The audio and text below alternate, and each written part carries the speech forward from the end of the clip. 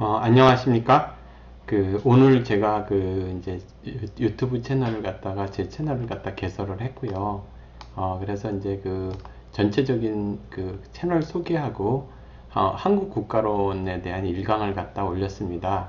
그런데 생각지 않게 정말 반응이 많이 해주셔서 정말 감사드립니다. 그리고 초창기에는 뭐 이전에 많이 이제 축적된 것들이 있고 또 공부한 것들이 있기 때문에 좀 많이 좀 올려놓겠습니다. 좀 이렇게 좀 그 이후에 시간을 조절해 가면서 천천히 올리도록 하겠습니다. 제가 이제 말씀을 드렸는데 6개 과목이 있다고 그랬지 않습니까? 한국 국가론이 있고, 그 다음에 중국에 관한 것, 중국의 이제 세계 지배 전략, 그러니까 소리 없는 전쟁, 그런 과목이 있고요. 그 다음에 이제 다문화 교육론, 그 다음에 민주시민 교육론, 그 다음에 교육사회학, 철학 이야기, 이렇게 6개 과목이 있습니다. 그게 제가 이제 그동안 몇십 년 동안 대학에서 대학원생들 또 학부생들한테 강의했던 과목들입니다.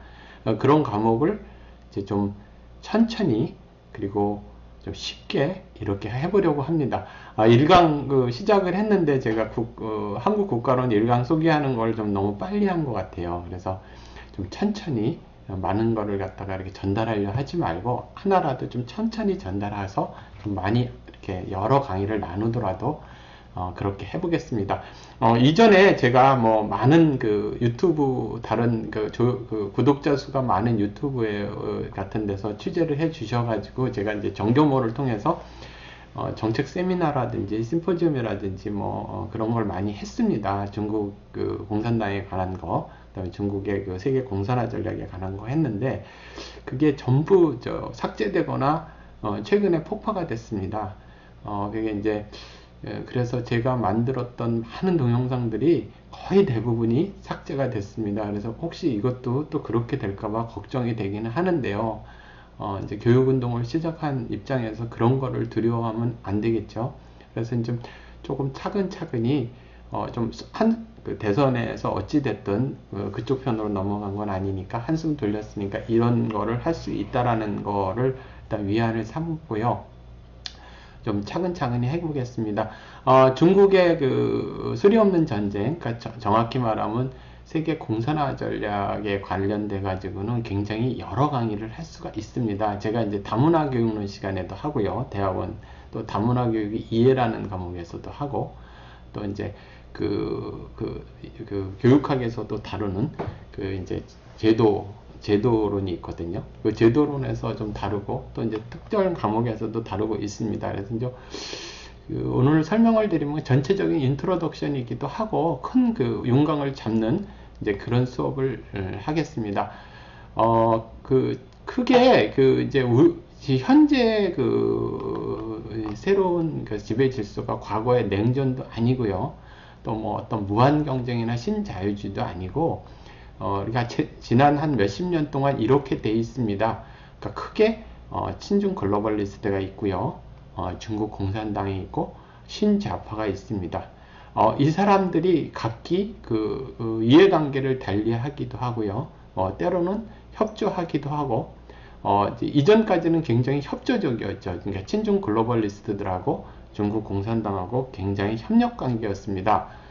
그리고 이제 신좌파는 여러분들이 알고 있는 PC좌파라고도 하기도 하고요. 네오마르크시스트도 하기도 하고, 공산주의 혁명이라든지 공산주의 운동이 과거 같은 볼셰비키나 중국 공산당 같이 이렇게 체제를 전복하는 것이 좀 어려워졌을 때 새로운 방식으로 진화한 방식이라고 이야기를 할 수가 있습니다. 물론 이 안에는 정말 여러 가지 갈래가 있습니다. 그래서 이렇게 뭉뚱그려서 이야기하기 어려운 부분이 있는데요. 이 세 가지만 해도 15분이 지날 것 같은데 좀 설명을 드려보겠습니다. 이걸 뭐 한 편으로 안 되면 두 편으로 나눠서 설명을 들어보겠습니다.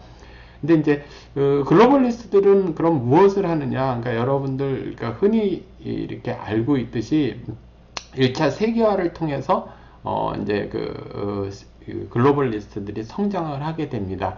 뭐 초창기에는 그렇게 부정적인 개념도 또 긍정적인 개념도 아니고요. 이렇게 그 자유주의 경제관을 바탕으로 해가지고 이제 점점 글로벌라이제이션이 진행되는 형태에서 많은 나라들이 또 부를 축적하기도 하고 많은 또 사회적 변동이 일어났습니다.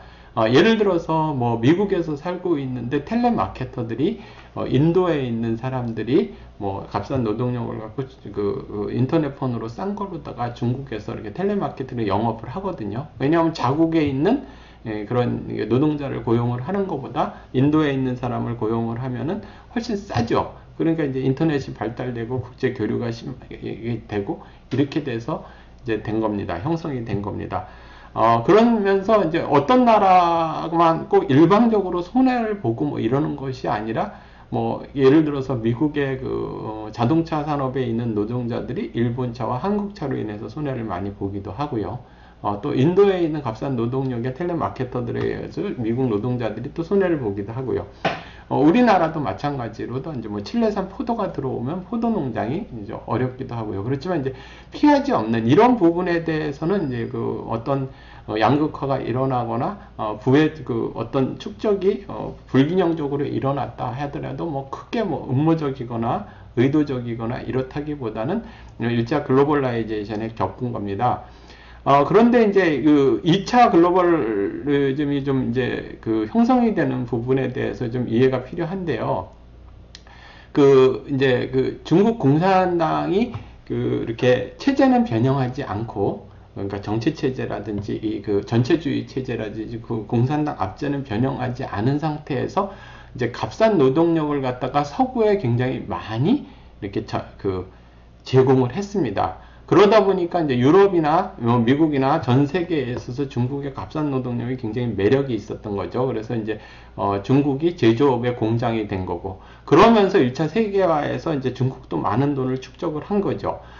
그러다 보니까 이제 그 양쪽이 다 초거대 자본이 등장을 한 겁니다. 1차 거대 자본은 뭐냐면은 이제 이런 거죠. 그 1차 거대 자본은 글로벌리스트들이 이렇게 굉장히 많이 크게 된 거죠. 특히 이제 빅테크라고 얘기를 할 수가 있는 거죠. 여러분들이 아시고 있는 뭐 구글이라든지 페이스북이라든지 뭐 여러 가지 산업들, 이 사람들이 그러니까 새로운 기술을 갖게 되고 또 자본을 축적하고 그러면서 많은 언론단체나 미디어까지 장악을 하게 됩니다. 그러면서 이 글로벌리스트들의 세력이 정치인들 이상 가는 그런 이제 형성으로다가 이제 가는데, 이 밀월 관계가 이제 계속 지속이 됩니다. 최근에 와가지고 이제 중국 공산당을 디커플링 하기는 하는데요, 중국을. 그건 최근의 일입니다. 몇십 년 동안은 이제 중국 공산당의 값싼 노동력을 이용하고 험한 일을 시키는 겁니다. 예를 들어서 미국이나 유럽에서는 값싼 노동력을 해서 노예 노동을 시킬 수는 없는 거죠. 근데 중국에서 값싼 노동력을 이용해서 벌크로다가 그러니까 무제한적으로 다 그런 것들이 들어오면 이제 그게 되는 거고.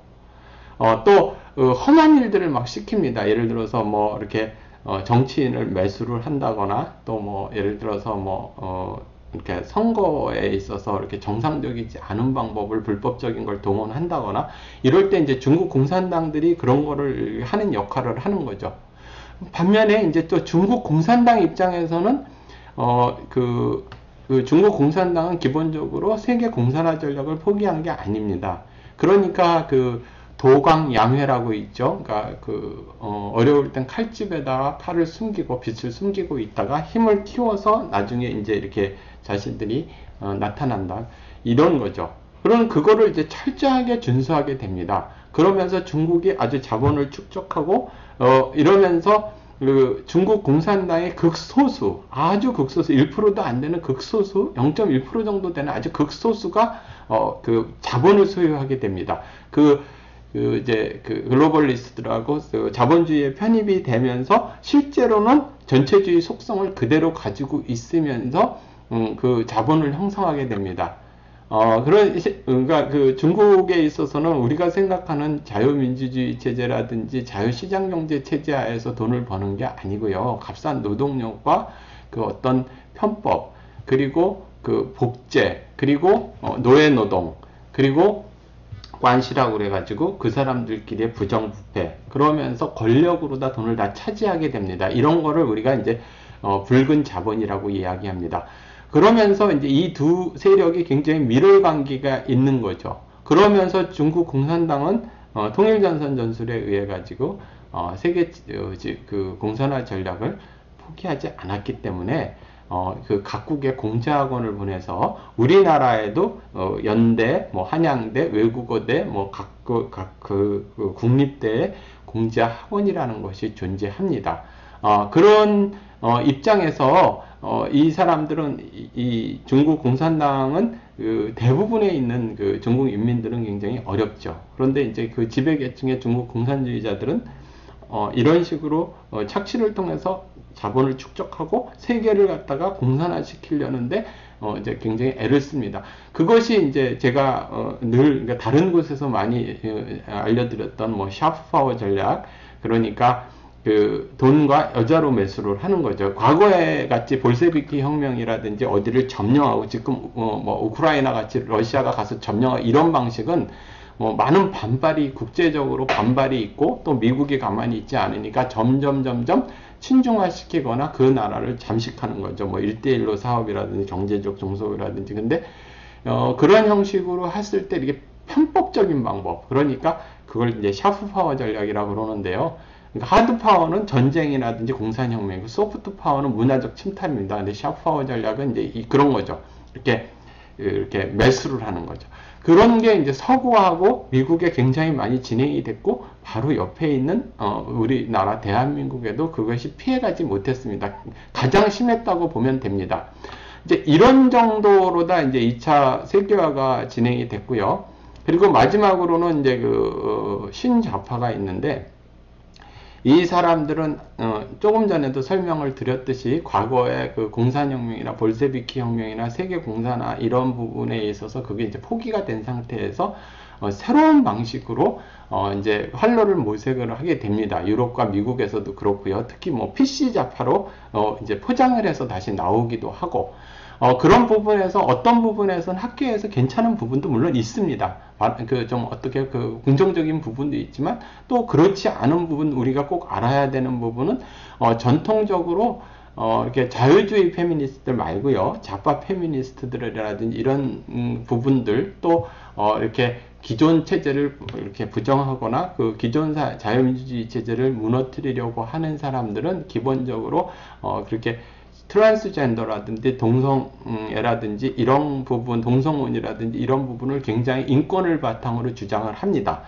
물론 그 동성애라든지 소수자라든지 이런 사람들의 인권을 보호하지 말아야 된다는 건 아닌데요. 이 사람들의 기본적인 이 사람들의 상당수는 어떤 부분에 전략적 선택을 해서 이런 일들을 하고 있냐 하면은요, 이런 부분입니다. 그러니까 그 전통적으로 서구 사회를 무너뜨릴 거는 크게 두 가지.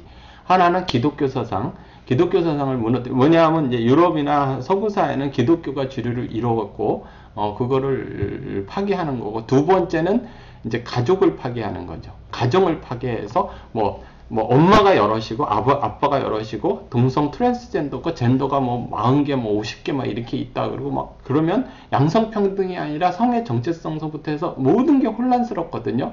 그리고 성적 자기 결정권에 의해 가지고 뭐 미성년자도 성인하고 그러한 일을 할 수 있다 이렇게 막 주장을 하고 그러면은 이게 이제 혼돈이 되는 거죠.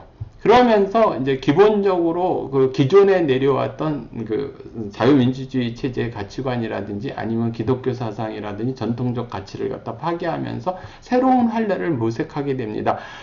이러한 세력들이 전 세계를 지배하고 하려고 그러고 있었고, 또 많은 부분에서 성공을 거두고 있고, 또 반면에 이거를 갖다가 막아내기 위해서 굉장히 애쓰는 사람들이 있었습니다. 그 사람들이, 이 사람들이 전체로 세계를 갖다가 이렇게 하나로 묶고, 다 의도는 다릅니다. 이 사람들은 이익을 극대화해서 글로벌리스트의 이익을 극대화하기 위해서 이 사람들은 한 거고요.